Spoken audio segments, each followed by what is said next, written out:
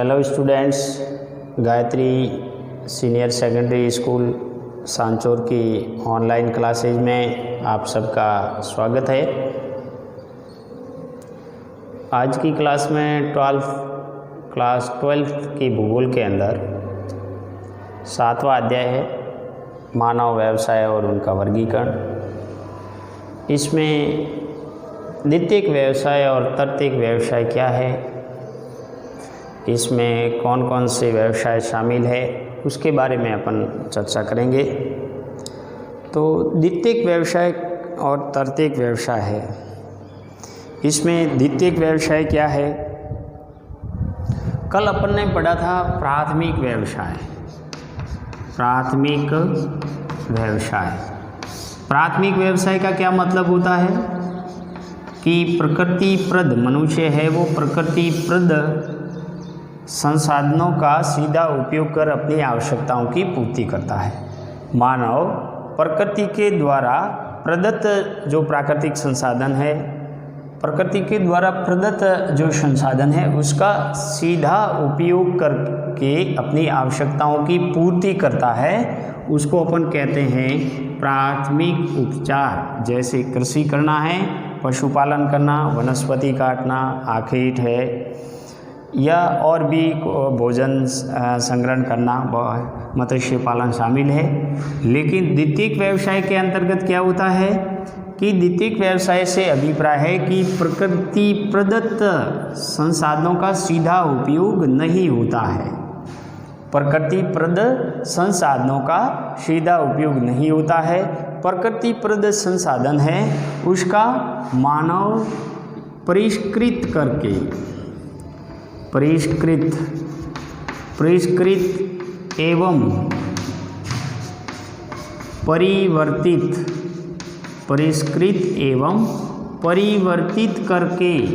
परिवर्तित करके उपयोगी वस्तु का निर्माण करता है, उसे अपन द्वितीय व्यवसाय कहते हैं। अर्थात सरल शब्दों में यूं कहे कि प्रकृतिप्रद संसाधनों का सीधा उपयोग नहीं करके उसमें परिवर्तित और परिष्कृत करके मूल्यवान वस्तु या उपयोगी वस्तु बनाने की प्रक्रिया मूल्यवान वस्तु या उपयोगी वस्तु बनाने संबंधी जो प्रक्रिया है उस प्रक्रिया को द्वितीय व्यवसाय कहते हैं। अब प्रकृतिप्रद संसाधन जो प्राकृतिक संसाधन है, जैसे मान लीजिए यानी कि लो ऐश है, लो ऐश एक खनिज संसाधन है और ये प्रकृतिप्रद संसाधन है, प्राकृतिक संसाधन है। इसका सीधा उपयोग नहीं करके इसमें यानी परिष्कृत और परिवर्तित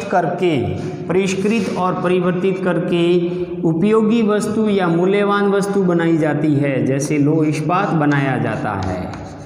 ये जो लो इस्पात बनाने की प्रक्रिया है, इस प्रक्रिया को अपन द्वितीय व्यवसाय कहते हैं। दूसरा जैसे कपास है, कपास एक प्राथमिक क्रियाओं के अंतर्गत आता है और कपास का उपयोग करके उसको मूल्यवान उपयोगी वस्तु क्या बनाई जाती है, सूती वस्त्र।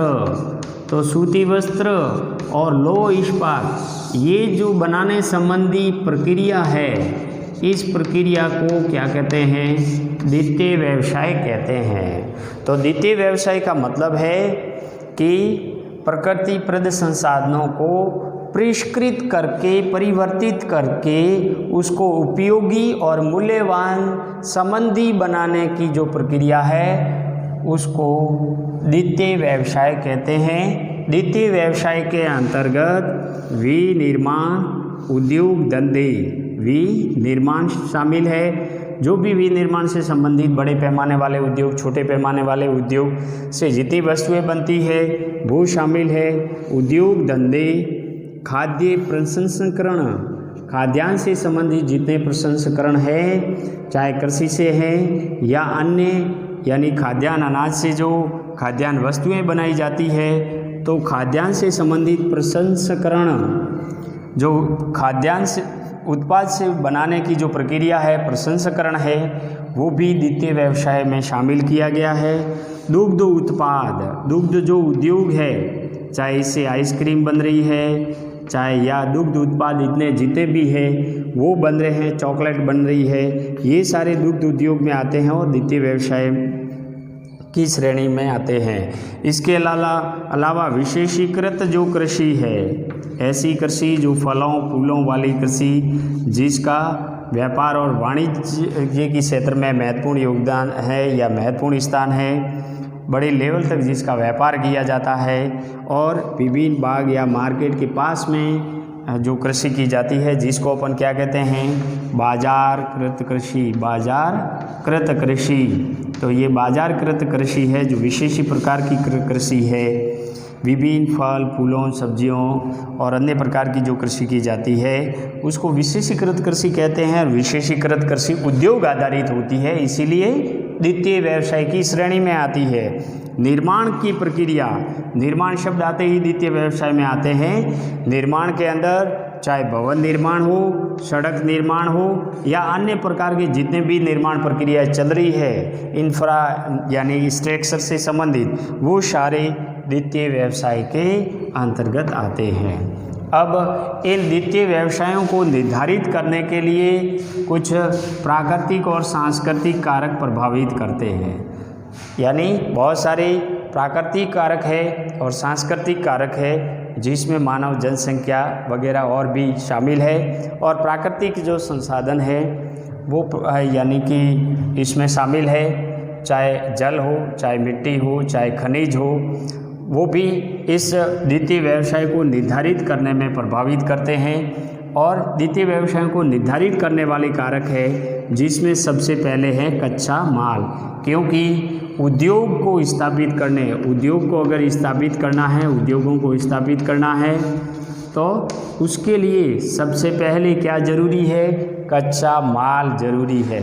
चाहे लौह इस्पात का उद्योग स्थापित करना है तो उसके लिए कच्चा माल क्या जरूरी है, लौह अयस्क। और लौह इस्पात उद्योग हमेशा लौह अयस्क क्षेत्रों में ही स्थापित किए जाते हैं। राजस्थान में लौह इस्पात उद्योग एक भी नहीं है। उसका रीज़न क्या है कि यहाँ लौह अयस्क का उत्पादन बिल्कुल नगण्य मात्रा में होता है। जो जयपुर के मोरिजा बानोल और नीमला रायसेला या नाथरे की पाल थूर हुंडूर क्षेत्र में जो लोहा मिलता है वो बहुत कम मिलता है, जो इस्पात उद्योग लगाने के योग्य नहीं है। और भारत में लौह इस्पात उद्योग की स्थापना कहाँ की गई है, ज़्यादातर लौह अयस्क उत्पादन क्षेत्र जैसे उड़ीसा, झारखंड और कर्नाटक में है। तो कच्चा माल बहुत ज़रूरी है, अर्थात जैसे चीनी मिल लगानी है तो चीनी मिल के लिए कच्चा माल क्या है, गन्ना है, वो गन्ना उत्पादक क्षेत्रों में लगाई जाती है। दूसरा कारक है शक्ति के संसाधन, पावर।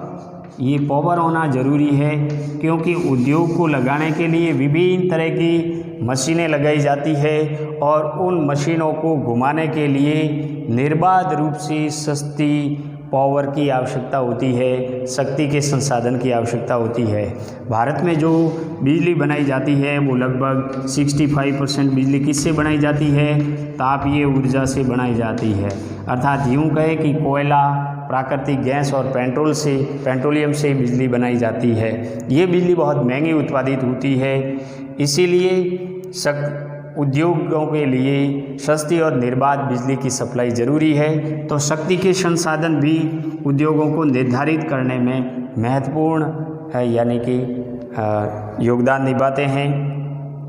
इसके अलावा परिवहन और संचार की सुविधा, क्योंकि हमेशा कनेक्टिविटी है, द्रुतगामी जो दूरियां हैं उसको पर निष्क्रिय करने या कम करने या माल को एक स्थान से दूसरे स्थान तक भेजने, जो विनिमय है,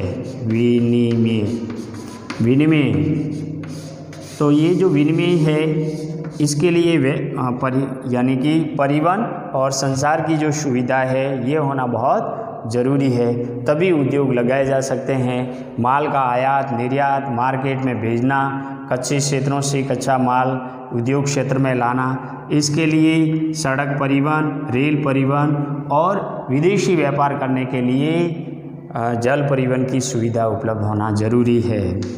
और चौथा कारक है पूंजी। उद्योग को स्थापित करने के लिए पूंजी महत्वपूर्ण रोल है और बड़े पैमाने वाले जो उद्योग है उसके लिए पूंजी बड़ी मात्रा में आवश्यकता होती है। इसके साथ छोटे और लघु कुटीर उद्योग के स्टार्ट करने के लिए भी कुछ एक पूंजी की आवश्यकता होती है।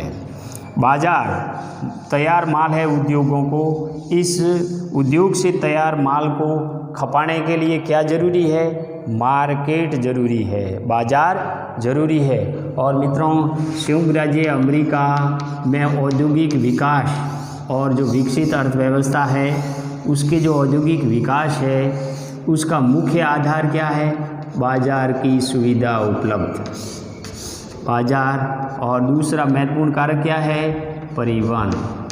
ये अमेरिका के दो ऐसे फैक्टर है जो उनकी अर्थव्यवस्था को मजबूत करने में आधार मानते हैं। उद्योगों के विकास के लिए प्रमुख आधार है वो है मार्केट और परिवहन की सुविधा। तो तैयार माल को खपाने के लिए मार्केट होना जरूरी है। और सरकार की जो नीतियां हैं समय समय पर उद्योगों के विकास के लिए सरकार जो नीतियां जारी करती है, विभिन्न औद्योगिक नीतियां जारी करती है जिसमें उद्योगों के लाइसेंस संबंधी नियमावली यानी कि होती है। तो सरकार की नीतियां होती है जो विदेशी निवेश की नीतियां हैं, या जैसे सरकार ने विदेशी निवेश के लिए FDI लाई। FDI यानी भारत में जो जितने भी उद्योग से वस्तुएं बनती थी वो क्या महंगी बनती थी, उसमें क्वालिटी इतनी नहीं थी। तो विदेशी बाज़ारों की प्रत्येक वस्तु भारत में मिले और सस्ती मिले, इसके लिए सरकार क्या लाई? FDI फॉरेन डायरेक्ट इन्वेस्टमेंट, प्रत्यक्ष निवेश की नीति लाई, जिससे बहुत सारी कंपनियों ने यहाँ निवेश किया और विदेशी वस्तुएं यहाँ सस्ते में उपलब्ध होने लगी। लेकिन इससे नुकसान क्या हुआ कि भारत के जितने भी लघु एवं जो कुटीर उद्योग थे वहाँ रोज़मर्रा वस्तुएं जो बनती थी, आवश्यकता वाली वस्तुएं हैं, उनका क्या हो गया? हाश हो गया। वो इन विदेशी वस्तुओं के सामने टिक नहीं पाई। तो सरकार की नीतियां भी औद्योगिक विकास के लिए महत्वपूर्ण रोल अदा करती है। इसके साथ साथ श्रमिक शक्ति, क्योंकि उद्योगों के अंदर माल, तैयार माल या मशीनों को घुमाने विभिन्न प्रकार की जो क्रियाकलाप है उद्योगों में, उसके लिए बड़े लेवल तक कुशल, अर्धकुशल, अकुशल श्रमिकों की आवश्यकता पड़ती है। टेक्नीशियन, तकनीकी श्रमिक है, उसकी आवश्यकता पड़ती है। और भारत जैसे जनसंख्या की दृष्टि से धनी राष्ट्र में श्रमिकों की कमी नहीं है, लेकिन कमी किसकी है? पूंजी की, बाजार की, सरकारी नीतियों की और कच्चे माल की, इन पावर शक्ति की, इनकी कमी के कारण उद्योगों का विस्तार नहीं हो पाता है।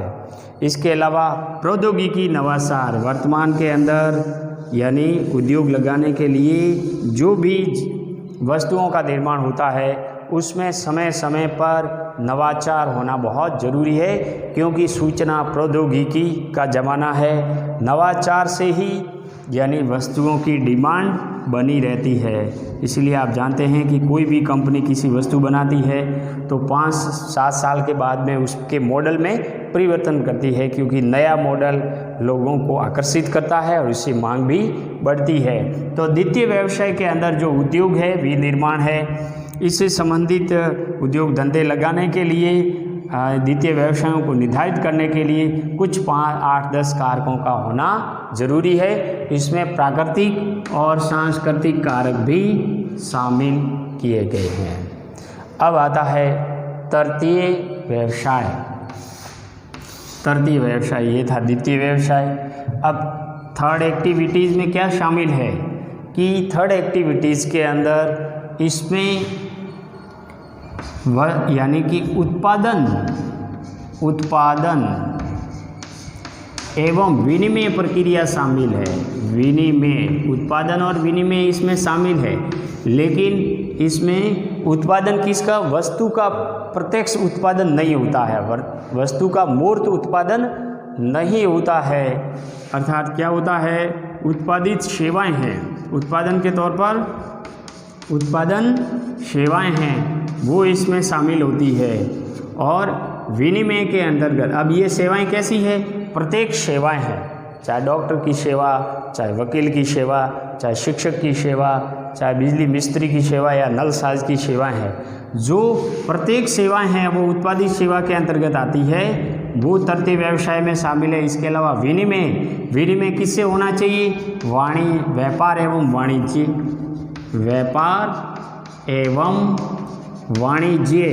व्यापार एवं वाणिज्य। इसके अलावा परिवहन, संचार, दूर संचार, ये सारे द्वितीय व्यवसाय के अंतर्गत आते हैं, जिसमें विनिमय प्रणाली अपनाई जाती है।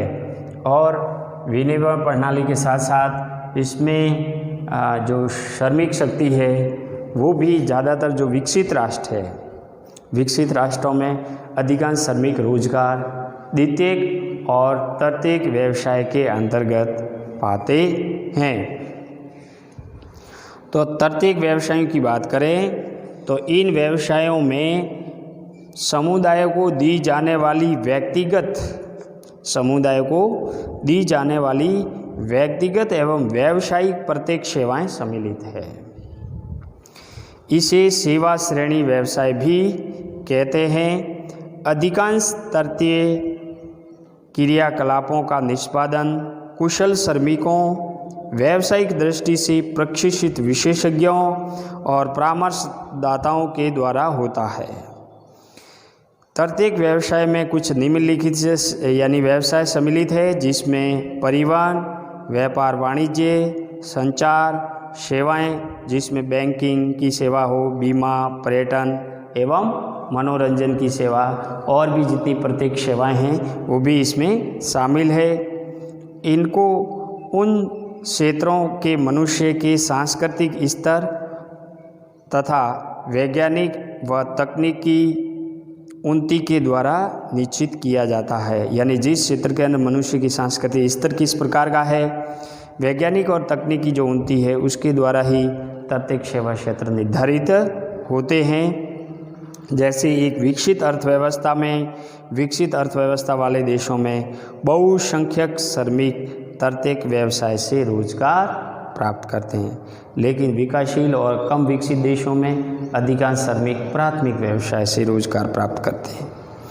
तृतीयक व्यवसायों में उत्पादन और विनिमय दोनों सम्मिलित होते हैं। उत्पादन और विनिमय दोनों सम्मिलित होते हैं। उत्पादन में सेवाओं की उपलब्धता शामिल होती है, जिसका उपयोग किया जा सकता है।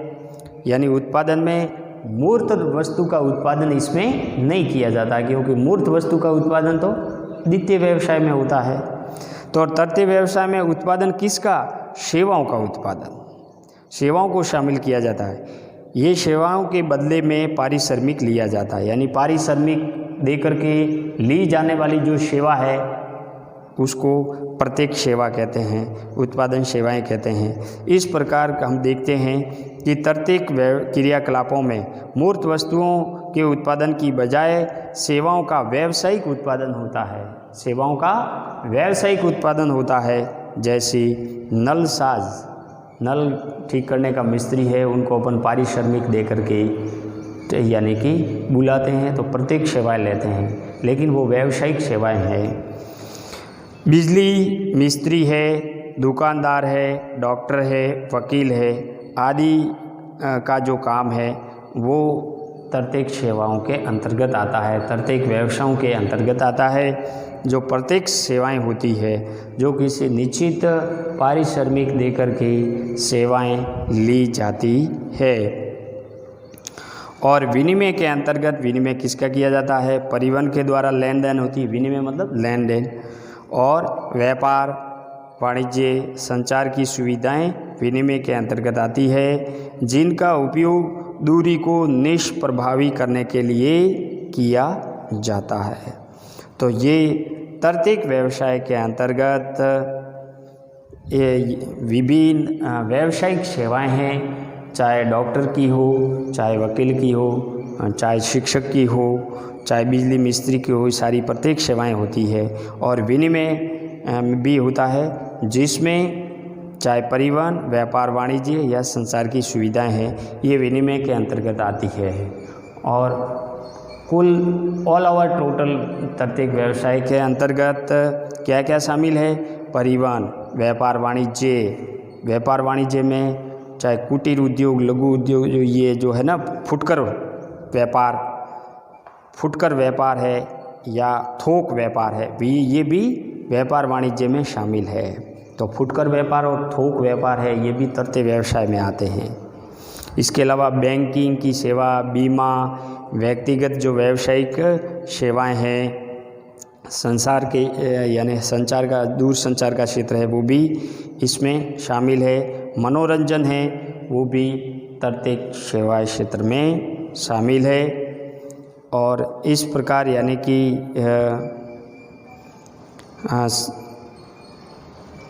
एक सारणी के अंदर आर्थिक त्रिखंड सिद्धांत के आधार पर आर्थिक विकास के साथ मानव व्यवसायों के बदलाव को भी दर्शाया गया है कि किस प्रकार मानव व्यवसाय है वो उसमें बदलाव हो रहा है।